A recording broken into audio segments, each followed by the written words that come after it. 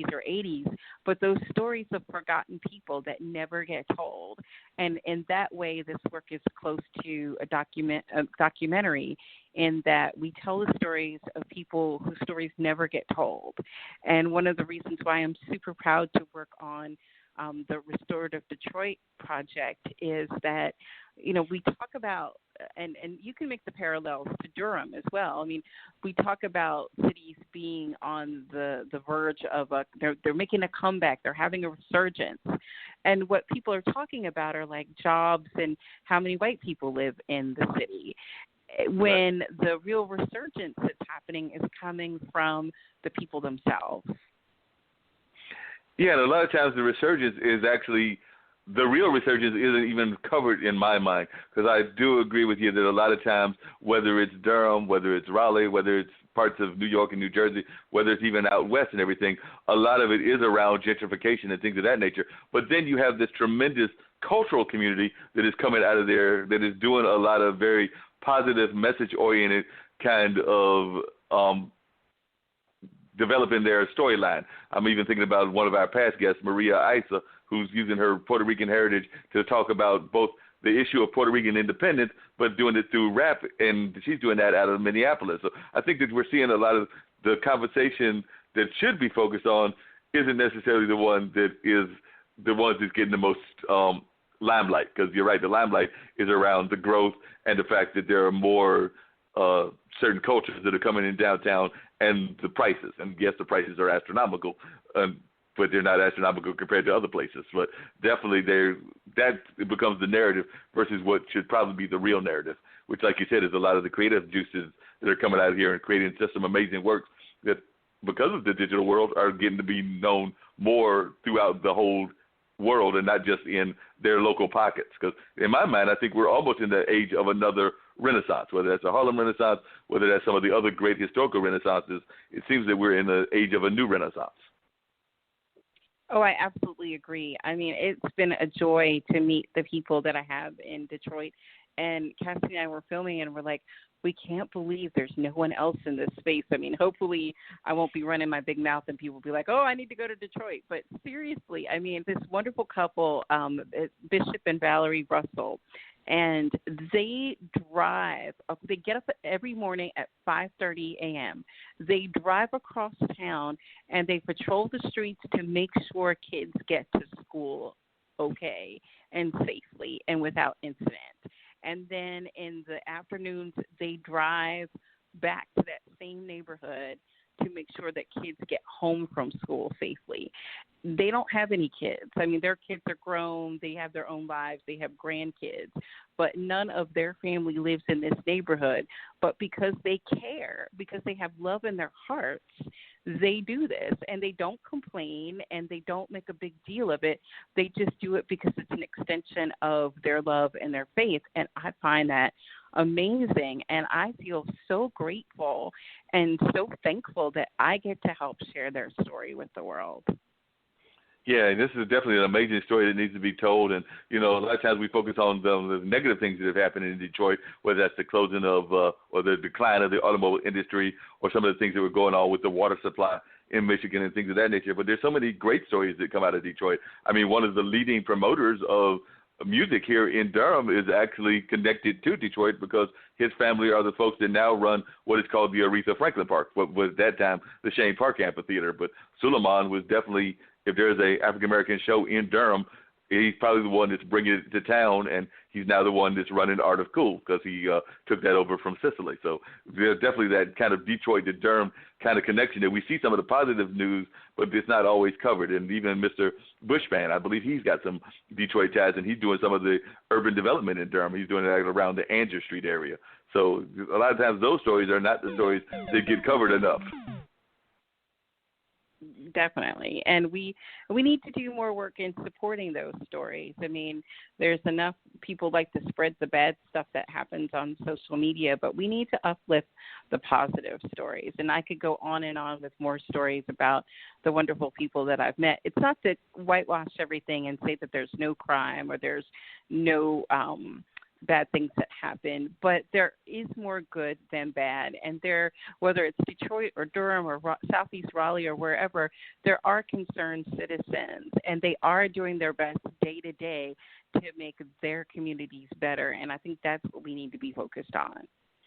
I agree, and I'm just wondering, we've got just a few more minutes and then we'll wrap everything up, but just, Kerra, sometimes I feel that we don't do, and by we I mean us and the media, don't do a good enough job of covering our own positive stories. I sit there and I read some of the magazines and newspapers like the Triangle Tribune, the Carolina Times, the Carolinian, and definitely there's the ones in Detroit, like the Detroit Free Press.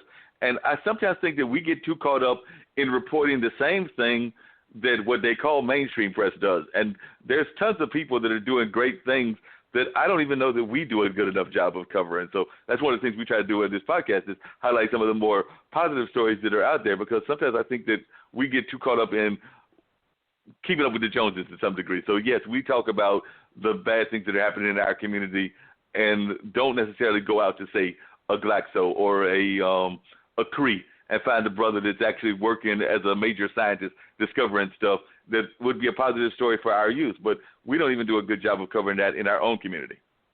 No, and because like we think that bad news sells, right? Like, you know, if it bleeds, it leads. And to some case that's true, but I think people are exhausted. I think people are fatigued. And one of the reasons why I think Michelle Obama's biography is I think it's the number one bestseller and is on track to become the number one best-selling biography of all times, is that she provides hope to people. She provides inspiration. And I had to look at my life and say, well, what do I want to do with it? And I want to provide hope and inspiration. And if that's through my own life and the craziness that is my life, or if it's promoting and uplifting others who are doing a positive thing, well, you know, that's good enough for me. So that's where my journey is heading. And just out of curiosity, if people go to your website, and it is KerraBolton.com, what is your favorite piece? And without going into a whole detail of it, but I'm sure that you have a personal favorite piece that you have written, say, maybe this month, or maybe it was 5 years ago. But do you have, as I'm looking at your page, is there a personal piece that really speaks to you, where you are now? I would say if you really wanted to know about me, look at my food pieces, because I love to eat. I love to eat. All my friends in Mexico are restaurant owners.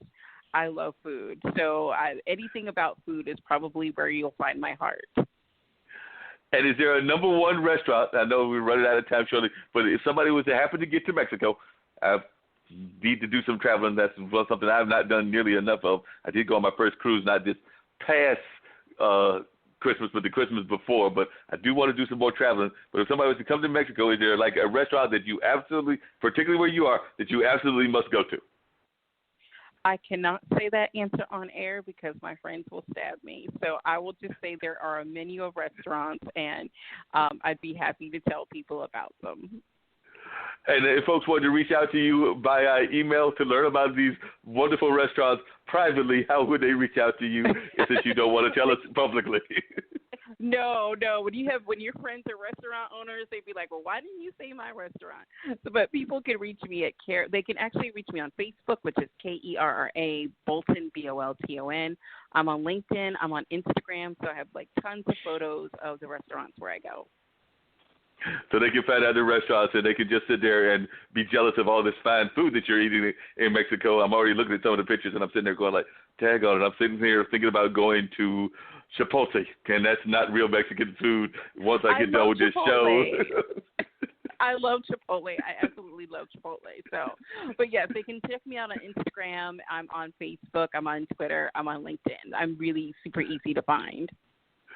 Sounds great. Now, we've got about another, looks like about 4 minutes, but if folks wanted to have as we're winding down, if there is something that you would like people to know just in general about life, or just a thought that you would want to leave people with, and this is for both Kerra as well as Jack, what would that thought be? What is the thought that you think people should get and should definitely think about in the context of just living and everything. We kind of like usually close out with the thought of the day. So I don't know if there's a particular thought that you want to share with folks, or there's something that comes to your mind that you would like to share that is maybe it's a concern of the world, or maybe it's just a positive, uplifting message.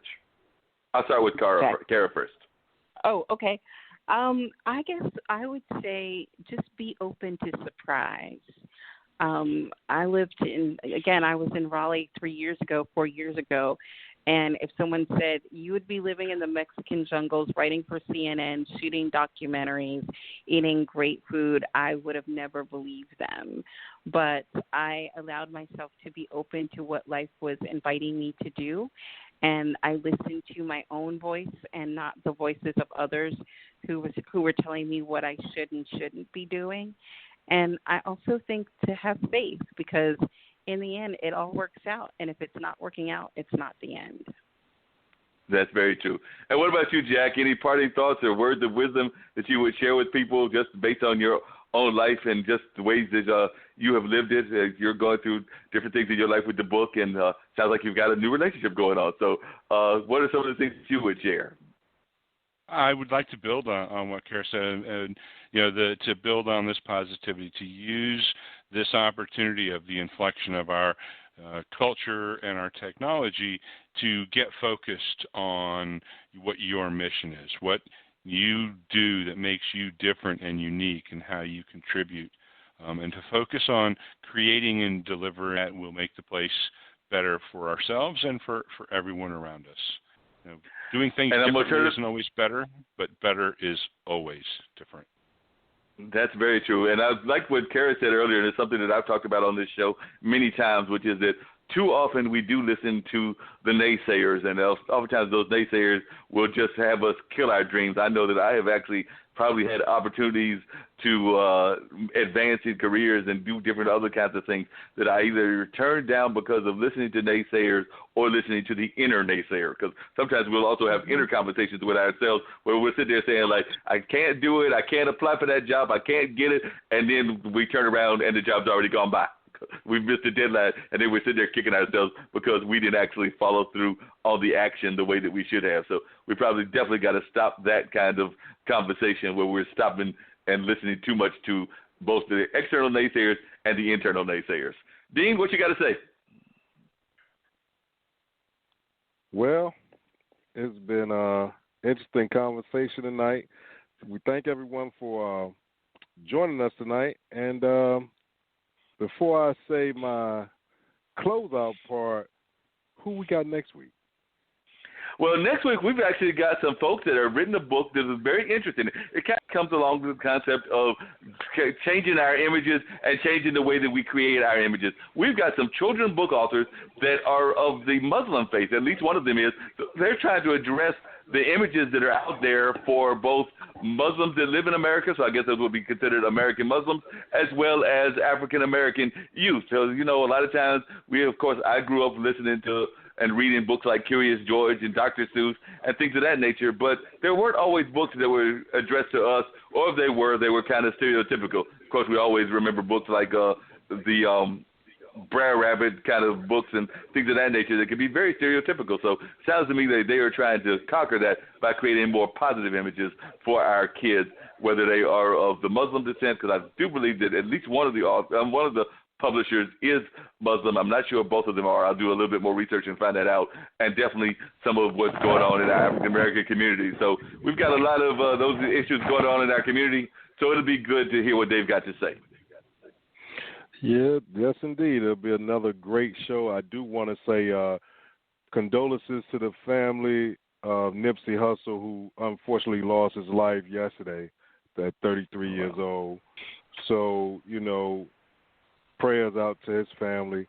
Other than that, man, it's spring now, so we're going to see how these 8 months go by, and like I always say, when you walk outside your front door, it's showtime and the world is your stage.